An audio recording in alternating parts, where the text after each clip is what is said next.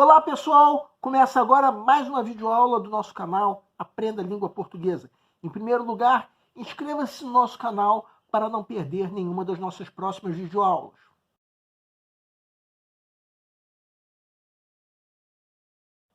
Essa aula é em homenagem ao dia 29 de agosto, Dia da Visibilidade Lésbica, e está sendo postada no dia anterior. A origem dessa data foi a primeira conferência de lésbicas, que aconteceu dia 29 de agosto de 1996. E a data tem por objetivo lembrar a existência da mulher lésbica, que muitas vezes é esquecida pela sociedade simplesmente por sua orientação sexual. Durante muitos anos, quando se falava em homossexualidade, era comum se pensar logo em seguida em homem com homem. Dificilmente se pensava em mulher com mulher. Uma curiosidade é que a sigla LGBT foi lançada inicialmente no final dos anos 1990 como sendo GLS, em que S significava simpatizante. E a primeira coisa que se pensava era em homens que se relacionavam sexual ou afetivamente com outros homens. E foi por isso que mais tarde a letra L, que significa lésbicas, passou para o início da sigla, para dar mais visibilidade a essas mulheres que se relacionam sexual ou afetivamente entre si.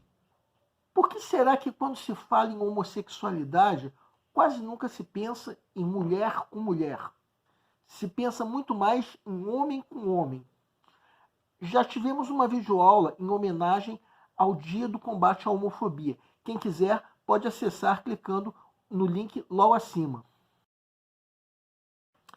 Bem, o preconceito contra as lésbicas continua existindo. E se pararmos para pensar, a lésbica é a mulher homossexual, ou seja, o conjunto de interseção entre dois preconceitos, a homofobia e a discriminação da mulher.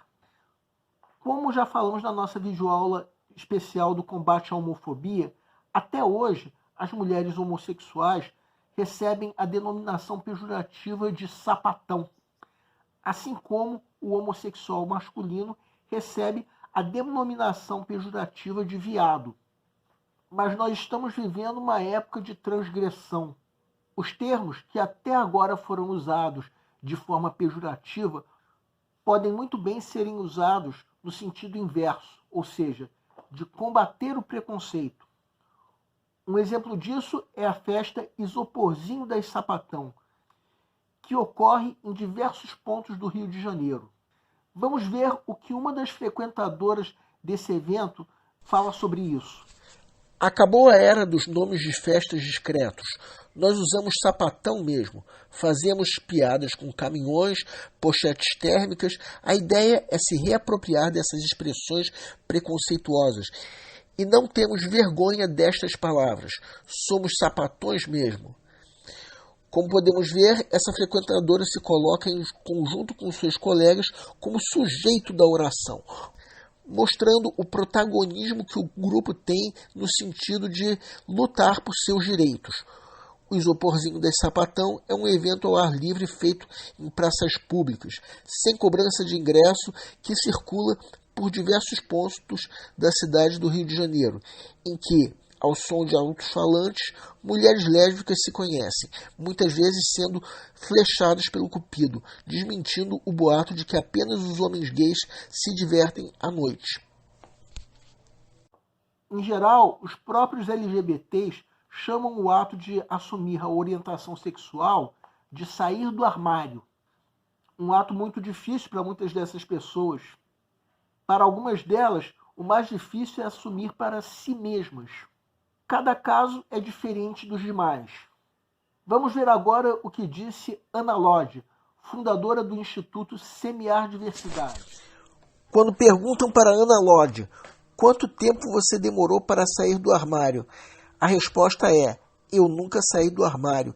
Eu sempre parti do princípio que se você tem algum problema com isso, esse problema é seu. Então cuida do seu problema, porque eu estou vivendo a minha vida sem fazer mal a ninguém. Cada pessoa conta uma história diferente sobre o ato de se assumir para a família. Então, se cair uma questão sobre isso, por exemplo, numa prova de interpretação de texto, provavelmente o candidato vai responder baseado no que sabe. Mas aí ele tem que se lembrar de uma coisa que eu já falei em outras videoaulas. Quando a questão é de interpretação de textos, o candidato tem que deixar que a opinião do autor prevaleça sobre a própria. Então, ele tem que esquecer toda a história que ele já conhece, porque as ideias contidas no texto também devem prevalecer sobre as histórias que o candidato já conhece. Uma questão de interpretação de texto tem que sempre ser respondida de acordo com o texto que é dado. Vejam essa questão que nós vamos discutir, que caiu na prova mais recente do Enem. Enem 2018. Vó Clarice deixou cair os talheres no prato, fazendo a porcelana estalar. Joaquim, meu primo, continuava com o queixo suspenso, batendo com o garfo nos lábios, esperando a resposta. Beatriz ecoou a palavra como pergunta: o que é lésbica? Eu fiquei muda.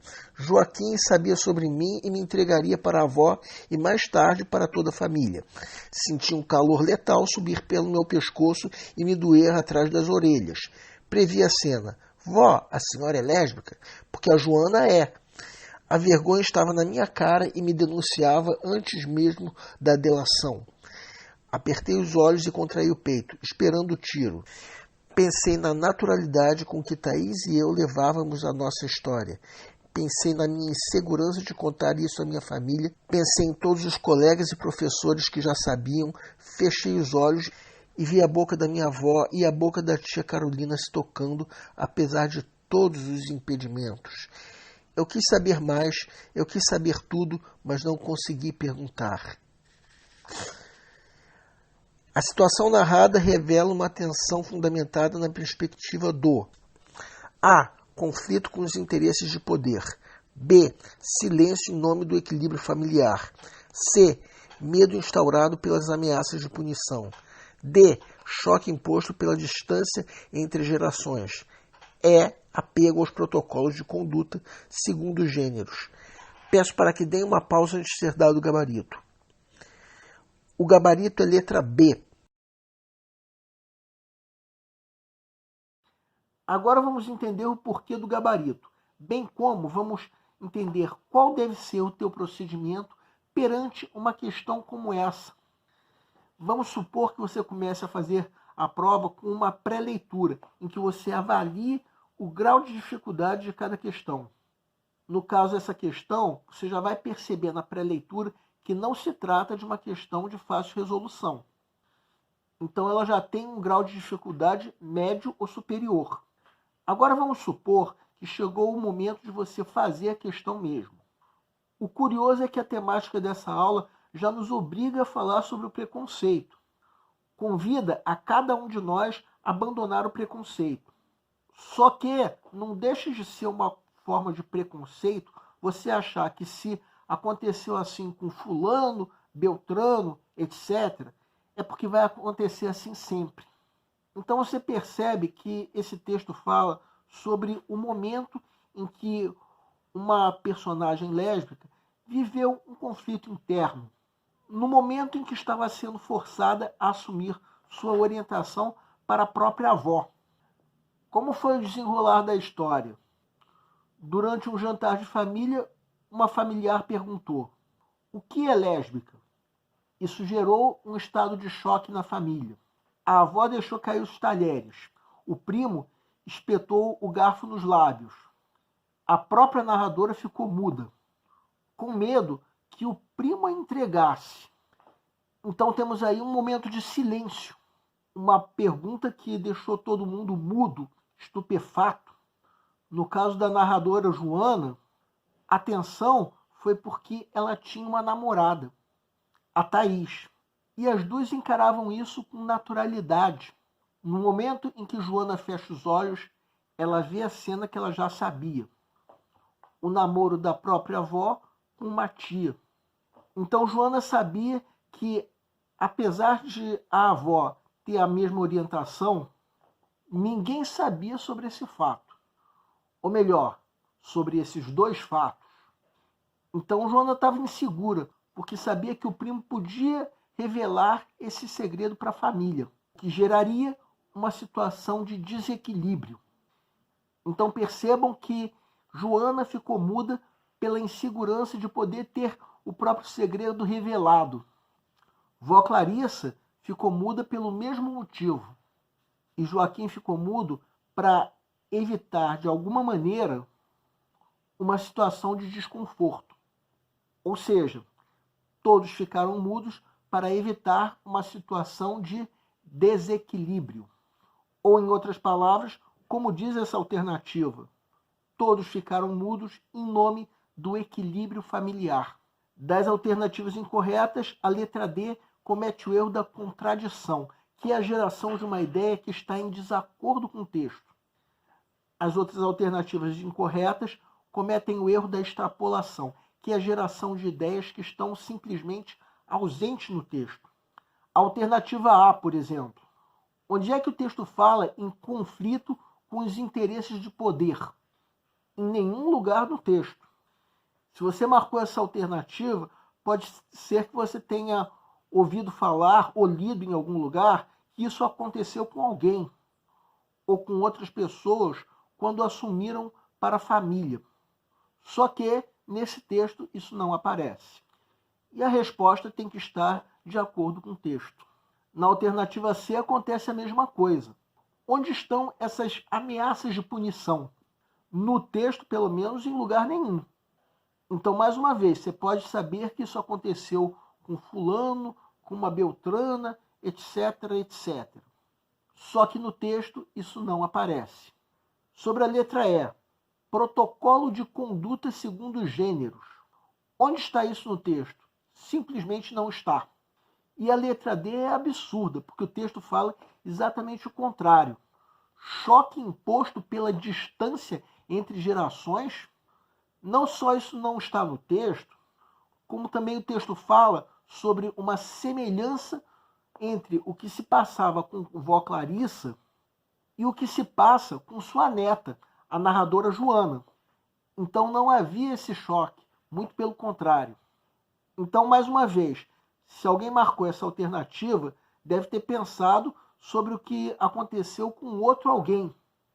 Mas não aconteceu na narrativa do texto. Nesse caso, muito pelo contrário.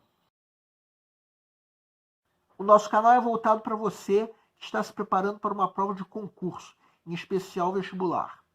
Para todos vocês que fizeram essas provas, nós queremos pedir que nos escrevam para dizer como vocês se saíram na prova, se a prova foi fácil, se a prova foi difícil, quais foram as dificuldades.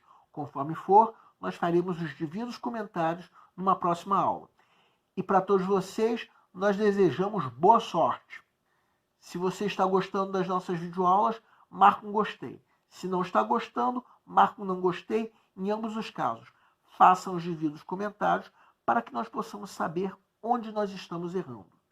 O nosso canal busca maneiras divertidas de fazer com você a tua prova de concurso, em especial vestibular. Qualquer dúvida que você tenha, pode nos escrever, seja através da nossa fanpage do Facebook, seja através do nosso e-mail. Aliás, você pode nos escrever para fazer qualquer comentário, elogio, crítica ou até reclamação sobre as nossas videoaulas. Isso porque a missão do Aprenda a Língua Portuguesa é melhorar cada vez mais. E para isso nós contamos com a tua ajuda. E nós agradecemos a todos vocês que estão assistindo nossas videoaulas. Em especial, nós agradecemos a todos vocês que estão compartilhando nossas videoaulas com outras pessoas. Muito obrigado porque você está ajudando o nosso canal a ser feito. Muito obrigado e aguardem nossa próxima aula.